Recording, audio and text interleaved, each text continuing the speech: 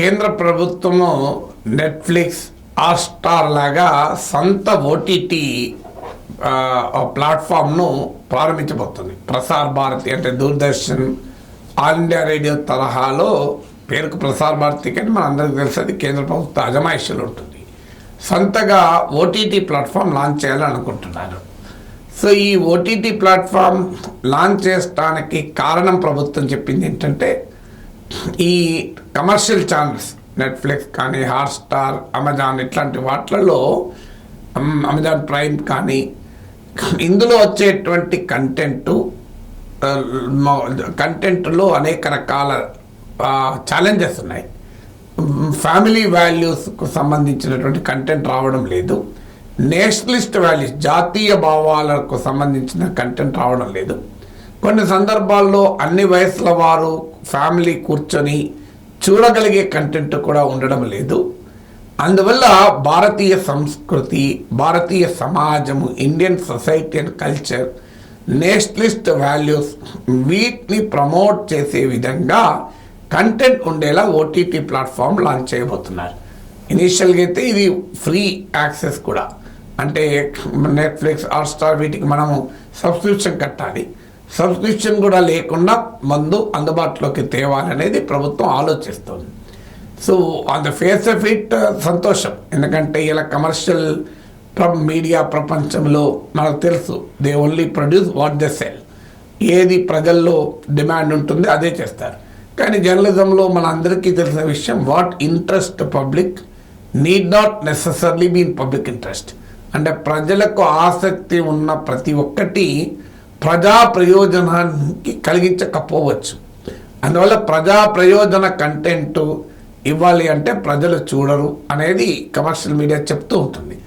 అందువల్ల కమర్షియల్ మీడియాలో విశృంఖలత్వము, అభ్యంతరకరమైనటువంటి విశృంఖలత్వం, అన్బ్రిడిల్డ్ కమర్షియలిజం అనేది మనకు క్లియర్గా కనబడుతూ ఉంటుంది.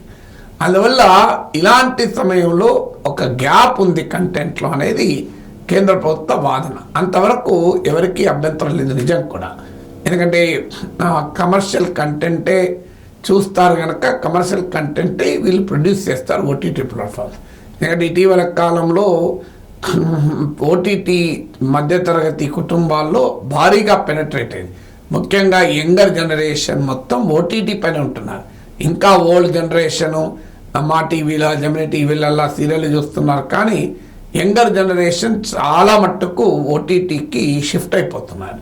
అందువల్ల కేంద్ర ప్రభుత్వం ఓటీటీని లాంచ్ చేసి ఈ డిమాండ్, కమర్షియల్ డిమాండ్ లేని కంటెంట్ కూడా ప్రొడ్యూస్ చేసి ఇవ్వాలనుకుంటున్నారు. కానీ దాంతోపాటు బీజేపీ మళ్ళీ అధికారంలోకి వస్తే చేయబోయేది ఏంటి, నేషనలిస్ట్ వాల్యూస్ అనే పేరిట బీజేపీ ఆర్ఎస్ఎస్ ఐడియాలజికల్ కంటెంట్ను ఓటీటీ ద్వారా జనంలోకి తీసుకెళ్లే ప్రయత్నం. ఇప్పటికే న్యూస్ మీడియా పైన బీజేపీ గ్రిప్ తిరుగులేంది. ఇప్పుడు ఇంగ్లీష్లో తీసుకుంటే మీరు టైమ్స్ నౌ నుంచి మొదలుకొని రిపబ్లిక్ టీవీ వరకు, అదానీ కొనుగోలుతో ఎన్డీటీవీతో సహా ఇవాళ టోటల్గా గోధీ మీడియాగా పిలువబడుతుంది. అంటే అది ప్రభుత్వంలో ఉన్న వారిని ప్రశ్నించటానికి ఇష్టపడని మీడియా.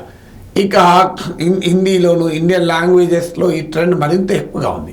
అలా ఆల్రెడీ అంబానీ పెద్ద ఎత్తున న్యూస్ నెట్వర్క్ 18ను ఓన్ చేస్తూ న్యూస్ సామ్రాజ్యానికి ఇవాళ అంబానీ అధిపతి. అదానీ కూడా ఎన్డీటీవీని కొన్నాడు, ఇంకా కొనుగోలు చేస్తారంటున్నారు. ఈవెన్ జీ నెట్వర్క్ను కూడా అదానికి అమ్మాలి అనేటువంటి ఒత్తిడి వస్తుంది. అందుకే ఇటీవల బీజేపీ మద్దతుతో గెలిచిన ఎంపీ ఓనర్గా ఉన్నటువంటి జీ గ్రూప్లో కూడా నరేంద్ర మోడీ లైవ్ షోలను బ్యాన్ చేశారు. సో అందువల్ల ఒక పెద్ద ప్రయత్నము సోషల్ మీడియా, డిజిటల్ మీడియాలో, ఎలక్ట్రానిక్ మీడియాలో ప్రభుత్వానికి అనుకూలమైనటువంటి కంటెంట్ను మేనేజ్ చేయగలుగుతున్నారు. దాంతోపాటు సోషల్ మీడియాలో బహుశా ఏ రాజకీయ పార్టీకి లేని ఒక బలమైన ఆర్మీ భారతీయ జనతా పార్టీకి ఉంది. పార్టీకి డైరెక్ట్గా ఉంది, మోడీ పేరిట ఉంది. అలాగే బీజేపీ సైద్ధాంతిక అనుకూలులు చాలామంది ఫేస్బుక్లోనూ, యూట్యూబ్లోనూ చాలా యాక్టివ్గా ఉన్నారు. దాంతోపాటు ఇటీవల సినిమా ప్రపంచంలో కూడా ఎంటర్ అయి తమ ఓరియంటేషన్కు అనుకూలమైన, తమ పొలిటికల్ ఐడియాలజికల్ నరేటివ్కు అనుకూలమైన సినిమాలు కూడా తీస్తున్నారు. కాశ్మీర్ ఫైల్స్ నుంచి కేరళ స్టోరీ వరకు, రజాకర్ ఫైల్స్ నుంచి ఇలా అనేక సినిమాలు బీజేపీ ఆర్ఎస్ఎస్ ఐడియాలజికల్ అనుకూలమైనటువంటి ఒక సినిమా కూడా ఇవాళ బాలీవుడ్లో పెద్ద ఎత్తున తీస్తున్నారు.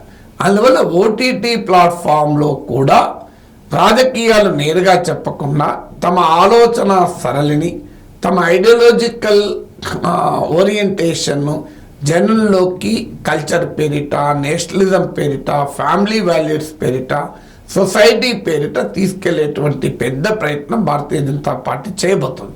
అంటే మూడవసారి గనక అధికారంలోకి వస్తే ఐడియాస్ ప్రపంచంలో తమ ఆధిపత్యాన్ని మరింతగా కన్సాలిడేట్ చేసుకుంటారు. గ్రామ్సే అనే సామాజిక శాస్త్రవేత్త మాట అంటాడు, ఈ బీజేపీ లాంటి రాజకీయ శక్తి, అంటే బీజేపీ గురించి మాట్లాడాడు, బట్ ఈ రకమైన రైట్ వింగ్ పొలిటికల్ ఐడియాలజీని ఎలక్టోరల్గా ఓడించే ప్రయత్నాలు జరుగుతాయి, కానీ ఐడియాలజికల్గా ఓడించే ప్రయత్నాలు చేయరు.